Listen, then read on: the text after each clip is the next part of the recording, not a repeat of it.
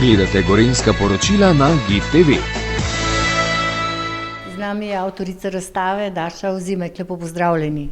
Lep pozdrav.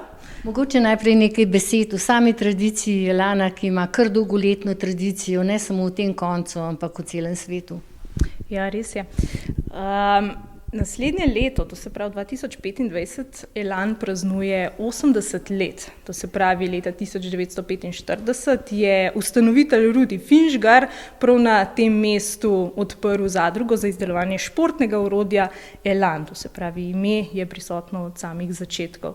In tu hranimo zgodovino smučanja na splošno, to se pravi en tako pogled v same začetke in pa začetke Elana in jasno se lahko obiskovalec potem sprehodi čez razne mejnike znamke Elan. To se pravi, ena taka zanimiva so prvi izvozi smuči v tujino, namreč ustanovitelju je bilo kmalu jasno, da je slovenski oziroma takrat še jugoslovanski trg premajhen za njegovo vizijo in en tak večji izvoz je potekal v New York, to se pravi v ZDA, takrat seveda 500 parov smuči, seveda še lesenih in to je bilo leta 1953 in seveda potem nadaljujemo pogled čez neko evolucijo smuči, se pravi 60. leta, kjer je bilo pomemben pogled v Razvojni inštitut, namreč takrat je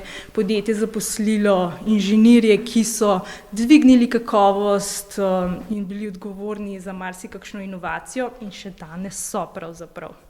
V teh dneh, pa odkar je razstava odprta, pa privablja ogled posebne razstave alpskega smučarja Ingemarja Stenmarka in njegovega serviserja Jurija Vogelnika. Je to tako, Daša? Ja, res je.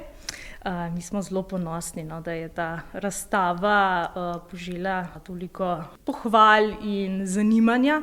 Jasno, Ingemar Stenmark je ena taka ikona, legenda v smučarskem svetu, prav gotovo. Ampak en tak junak bomo rekli, za vsemi temi uspehi je pa njegov serviser. Se pravi, Jurij Vogelnik, gospod iz Radovljice, ki je z Ingemarjem ki je skrbel za njegove smuči in bil tudi njegov prijatelj in opora celotno njegovo kariero. In pravzaprav leta 1973 sta se spoznala, to se pravi, da je že 50 let od tega. Takrat je Elan Ingemarja povabil k sodelovanju in še danes vemo, da je bila to najboljša odločitev. Ta razstava je razdeljena kar v 3 sklope. Jih pogledamo malo pobliže? Seveda. To se pravi, razstava je bila postavljena v sodelovanju z Jurijem pravzaprav. Namreč on je že nekaj let nazaj postavil svojo zasebno zbirko. Med drugim je lepo shranil in ukviril značke, ki jih je zbiral po celem svetu. Nekako smo ta sklop imenovali Okoli sveta, ker namreč simbolizirajo to njuno skupno pot. Seveda prepotovala sta ogromno držav, ogromno mest za namen pol sveta praktično, za namen treningov, tekmovanj in raznih dogodkov. In seveda en sklop je namenjen tudi Jurijevim besedam, to se pravi njegovemu odnosu do Ingemarja, njegovim spominom. On vedno zelo rad poudari, kot on reče, fajn smo se imeli. On vedno rad poudarja, da sta se z Ingemarjem krasno razumela, nikoli kregala in očitno imela en res tako lepo sodelovanje.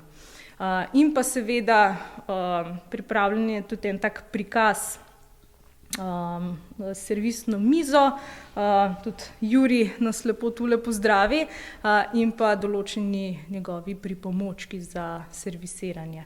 Jasno pa vse to spremljajo anekdote, spomini Jurija Vogelnika. No, se pravi, vse te dogodki onkraj javnosti, bomo rekli, ki ste jih doživela skupaj. In starejša populacija se zagotovo spremlja uspehov Ingemarja Stenmarka. zmage za zmago in verjetno jih je bilo kar veliko. Ja, pravzaprav se vemo, ne, ta uradna številka je 86 zmag na svetovnih prvenstvih in seveda 3 medalje na olimpijskih igrah in pa še premnogo zmag poleg tega. In dokdaj boste imeli tole razstavo na ogled ali ostaja v tem Alpskem smučarskem muzeju v Begunjah? To je začasna razstava in bo na ogled do konca marca 2025. Najlepša hvala za pogovor, Daša. Hvala vam.